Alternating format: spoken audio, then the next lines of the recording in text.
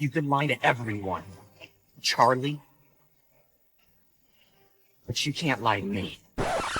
Bad writing. It comes in dragged-out plot lines and grating dialogue. Bad writing occurs when character development happens too fast, or not at all. When a character does something they would never do, or says something they would never say. We've witnessed over and over again that no amount of money, prestige, or popularity grants immunity from bad writing. But we're not actually talking about bad writing. We are talking about good writing. More specifically, we're dissecting a strange phenomenon, when good writing pretends to be bad. And by this, I don't mean, oh, season 8 of Game of Thrones was good all along and this is why. No, this isn't that. The topic we're broaching here runs in the same lane as misdirections, red herrings, and plot twists. It plays with the audience's expectations and the psychology of the viewer while still managing to be its own thing entirely. Really, it's a trick.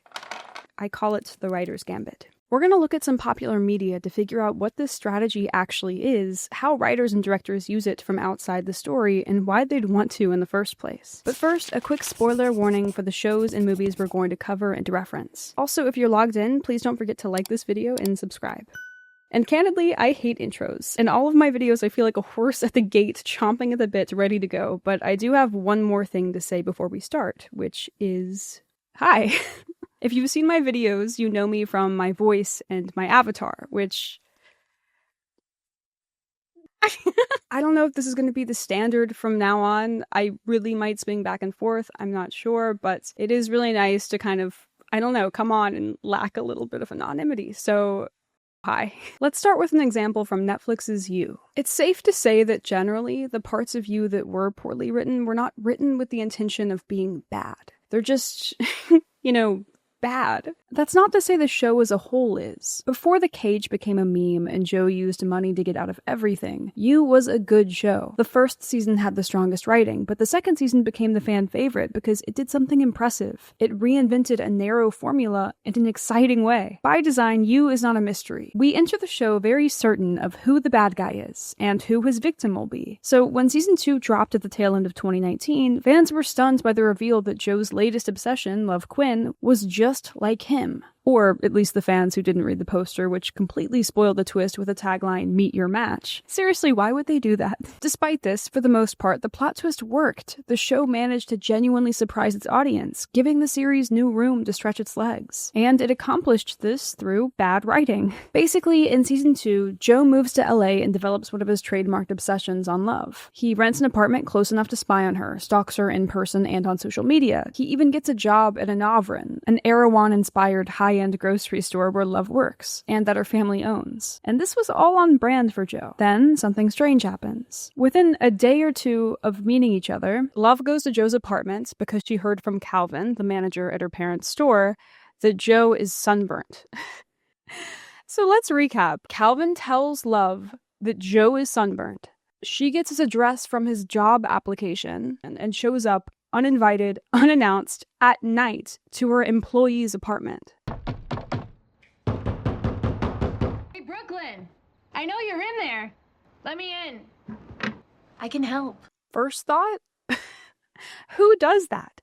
That is so intense and bizarre and wildly inappropriate. Watching this episode for the first time, it was exactly the kind of thing that took me right out of the story and had me rolling my eyes. But that's just it. I didn't find myself attributing the strangeness of this behavior to Love Quinn for behaving so weirdly, but to the writers for having her character be a part of the scene so unrealistically. It seemed like whoever wrote this episode was either somehow oblivious to this faux pas stalkerish behavior, or they just willfully chose to ignore it in order to push the plot along, to get what they were really after. Both characters in Joe's apartment as quickly as possible, and they just couldn't be bothered to come up with a more realistic scenario that aligned with Love's character. As it turns out, Love showing up uninvited, unannounced, at night to her employee's apartment aligns perfectly with her character. I just didn't see it, because without even consciously trying, I had somehow already convinced myself there was nothing to see. It's not even the only time it happens in the season. 4 episodes later, on a granola goop-esque wellness retreat, Love tells Joe she loves him for the first time.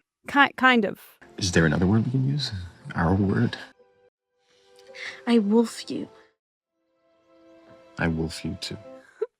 The reaction online to this scene was loud and it was consistent. Everyone thought it was deeply, deeply cringy. Now, this happens 4 episodes before the love reveal. So at this point, those watching for the first time who didn't already guess the twist or read the poster's tagline are still supposed to think of love as a completely normal love interest. Because of that, when fans watched this episode, everyone just defined this moment as simply cringy writing. Our narrator, despite being an unreliable one, doesn't clock it as a weird moment, so we don't really feel like we're supposed to. The sentiment of the writer's intentions seemed genuine and innocuous, so while fans certainly judged the line as being poorly written, no one really questioned it at the time. It's only once the reveal happens, and we experience the revelation that love is secretly just as obsessed with Joe, that this cringy expression of devotion suddenly turns into something else. It's still just as cheesy and strange, but now becomes perfectly in character for Love Quinn. This moment retrospectively enriches her character, and the reveal in the same way that a setup and a payoff would do. It's kind of genius. And in full transparency, I can't prove that I Wolf You wasn't written in earnest. Amanda Johnson Zetterstrom, the writer of this episode, is also the person behind Everything Ship from season 1, which is frequently noted as one of the cringier moments in the series. Everything ship. It's like a word. Everything ship. A meeting of the minds, bodies, and souls. In comparison, Everything Ship was also more obviously played as sincere, so it's entirely possible she might just have an affinity for this particular brand of corny, but really, I'm not sure if it even matters. While usually authorial intent and the canon of things carries a lot of weight to me, I don't know if it applies here. And by that, I don't mean that it's more convenient for my thesis, so I'm going to dismiss the writer's intentions, but really just that in this scenario, the writer's voice might not be the only one that counts. Like right now, I'm working on a video that's coming out in a few weeks about a TV show, and so much of it has to do with how easily wires can get crossed when multiple people are working on the same creative project. Sometimes a writer's intentions are negated by a director's or an actor's or an artist's, because in this case, even if the tone behind I Wolf You was written as genuinely romantic, that's definitely not the way it was performed. Victoria Pedretti may have done some interception here, because what is hard to deny is that she played this moment as anything but deliberately unhinged. This story device isn't just confined to the series You. We could look at another example from Stranger Things, season 2, volume 2. Dustin comes home and finds what he doesn't yet realize is essentially a baby Demogorgon in his trash can. Watching this scene initially, I couldn't help but feel like it was just lazy writing to push the plot along. Because sure, the fictional town of Hawkins is small. That's part of the series' charm. But out of the 10 to 15,000 residents, is the town really small enough for this one little monster to coincidentally end up in one of our main characters' trash cans? Well, as it turns out, yes, it fully makes sense actually, because there isn't just one little monster. There are actually a ton of them. But we don't realize that because we never considered that, because when we write something off as bad or lazy writing, we don't look any further. For the person pulling the strings, again, it's kind of genius. It's like a magic trick, an Inception-level bait and switch, where the writer or director tricks the audience into tricking themselves. But weirdly, as specific as it is, I don't know if there's a word for it. The only thing that really comes close is a red herring. Red herrings are usually thought of in the context of mysteries and whodunits, when the audience is looking for the killer and the writer pulls narrative strings and attempts to throw them off track by drawing suspicion to someone who's innocent. They're luring your attention to the other side of the board, or to another piece on the board. Like how in Gone Girl, book and movie, Amy's diary entries paint a picture of a crumbling marriage, and gradually make us suspicious of her husband, Nick's role in her disappearance. And though these are the most talked about forms of red herrings, they're not the only ones that exist. By definition, a red herring is a narrative element planted by a writer for the purposes of misleading the reader or viewer. There doesn't have to be one singular secret the writer is trying to keep you from discovering. A red herring can just as easily be a distraction to make the story more interesting or set up a bigger emotional payoff. Like in Avengers Endgame. Yeah. The main characters spend a great portion of the film trying to get the Infinity Stones so they can use the gauntlet to bring all of the people who blipped away at the end of Infinity War back. So they get all the stones, Bruce puts on the glove and it's this big thing where he snaps his fingers. And we barely get more than a moment to process that the plan worked and what that means before Thanos' army attacks and bombs the building. I think it worked. Immediately and relentlessly, we're thrown into chaos. And our sudden concern for the characters that are on screen sets the stage for a stronger emotional response when the old ones return. This story beat doubles as a red herring that distracts us long enough to be collectively, really historically amazed when it pays off. No matter which form of red herring the writer chooses to create, ultimately they are still using the story to do this. They're introducing a new plot element, or they're leading us down a false path, or they're pointing to another piece on the board. But these are different. This form of distraction, this bad writing diversion, is so uniquely different from any other kind of red herring. When we think of a narrative element as poorly written, we're no longer looking at it through the lens of the story we're supposed to be immersed in. We're no longer looking at the pieces on the board. A typical red herring pulls you in. It lures you down a new trail. But these faux bad writing moments do the opposite. They don't draw attention. They cease it. They don't have to do anything for us to see them as dead ends. It's like poking a possum with a stick, seeing it stay still, and choosing to leave it alone because we've surmised there's nothing worth investigating. Our curiosity is there initially, but it dies almost immediately. When we write something off as bad writing, we also write it off from being anything else. Once we label a decision as lazy or poorly written, we stop thinking. We cut off any discernment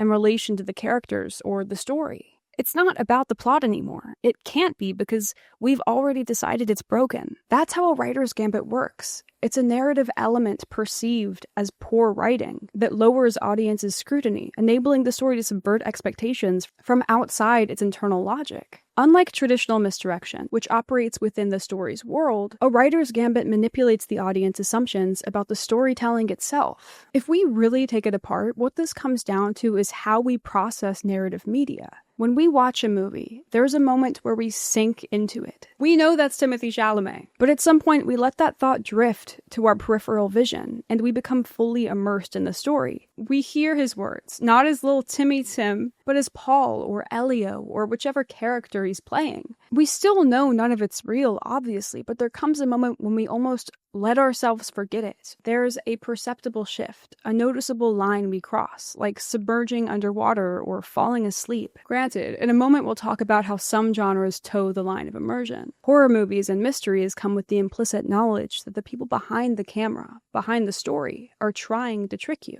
For most movies, though, this immersed state of mind is the truest way to experience the story. But it's fickle.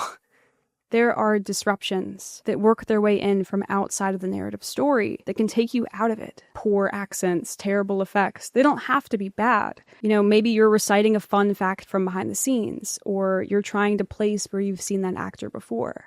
Having ADHD, I get distracted enough. So when I sit down to watch a movie and I slip into that immersed state, I want to stay there, which is why I don't like visual chapters that force me to wonder how much time is left. I don't like when characters eat unrealistically or take fake little sips from their mugs, or when they're driving and barely look at the road, or when they wear a full face of makeup to bed. Each one of these stutters of reality is like a tap on the door while I'm asleep in the next room. I don't want to be woken up before the dream is over. We can sort through things like dialogue, plot, and setting, and see them within the confines of the story. But what we perceive as bad writing is sorted into the same pile as technical issues, like a boom mic in the frame. They're not relative to the story in our minds. We see them as human error, mistakes, and accidents, but they don't have to be. Intended or not, that's where the writer can slip something past us, hidden in plain sight. So writers can weaponize what they bring in from outside the narrative, but they can just as easily turn what we've brought against us. Because we don't just fall into the state leaving everything we know behind. We're constantly drawing on our experiences and preconceived notions as we process what's happening on the screen. This can be as minuscule as a social cultural norm, such as a character refusing to shake hands with another character. This small interaction is something it would never even occur to the writer or director to have to explain because we so quickly just understand. But nevertheless, our ability to understand comes from our knowledge outside the film we're watching. And that's just a handshake. The writer or director can use the pieces within the story, can plan and shuffle pieces around the board, but when they choose to look outside the narrative itself and tap into that collective pool of knowledge in the audience's minds, the possibilities become exponential. Like in my video on Avatar: The Last Airbender's The Puppet Master episode, I talk about how through the animation, camera shots, and narrative devices, the creative team tee up Hama, the secretly bad character, for the audience to look at her and see a witch, whether the association consciously occurs to them or not. Creatively, these decisions were made as a means to foreshadow the character's true intentions, but also to subconsciously stoke fear in their young viewers who are most likely to be aware of the story of Hansel and Gretel. Billy Loomis often ranks as one of the best ghost faces. It's not just that it's the first film in the franchise, or that he's played by a young Skeet Ulrich, which I get it. What people credit most to the ranking is how Billy's character and his reveal completely subverted audiences' expectations. See, in the 80s, movies like Friday the 13th, My Bloody Valentine, and Prom Night began commercially blending murder mysteries with the slasher subgenre. So by the time Scream released in 1996, audiences were more than familiar with the whodunit bloody horror and its rules, like there can only be one killer, or the most obvious suspect is never the killer. Scream defied the audience's expectations by doing both of these things. Billy is easily the most suspicious suspect. He's obsessed with horror movies. He's conveniently around after attacks. And he's the protagonist's boyfriend. The film's director, Wes Craven, did everything he could to emphasize just how suspicious Billy was. If you were the only suspect in a senseless bloodbath, would you be standing in the horror section? No, I didn't. Sheriff, I didn't kill anybody. The idea here for me was that I point the finger at him so blatantly that the audience immediately knows, no, he's not the killer. You spend the rest of the movie challenging that. But in his effort to make Billy the likeliest suspect, Craven did something unique. He more than just put a spotlight on Billy, he put a spotlight on himself. It's not just that he wanted first-time viewers to recognize that Billy was the most obvious killer. He wanted them to believe that he, the director, Wes Craven, was trying to get them to think that Billy was the killer through the technical things he could control from behind the scenes. So it's not just, oh, Billy shows up literally seconds after the killer leaves, which makes him too suspicious so he can't be the killer. It's, oh, as Billy comforts Sydney, his cell phone, which was a weird thing to have back then, falls out of his pocket and they add this super suspicious sound effect to emphasize how suspicious it is that Billy has a cell phone. They must really want us to think Billy is the killer, so Billy is definitely not the killer. In its regular definition, a gambit is a device, action, or opening remark, typically one entailing a degree of risk that is calculated to gain an advantage. In chess, a gambit is a move in which a player makes a sacrifice, typically of a pawn, for a compensating advantage in the game. The other player may not see this future advantage in the moment. The other player might take the bait with confidence, believing a mistake was made. Until the move pays off, they might not know they were tricked. This is more accurate for what Wes Craven did with Scream, and what the writers did with Love, Quinn, and You. In encouraging the audience to believe the writing is bad, they sacrifice, letting the audience believe, even in the short term, that the writing is bad, and that they might turn off the show or movie before it can prove that it's not. That's the risk the writer's gambit takes. This kind of manipulation leans on a different kind of literacy than most screenwriting books teach, one that's not rooted in how stories are structured, but in how we consume them. It takes advantage of the space between the screen and the audience, and the unspoken agreement we make to suspend our disbelief. The writer's gambit forces us to consider our own role in that process, what we dismiss, what we bring in with us, how quickly we decide what a story is allowed to be.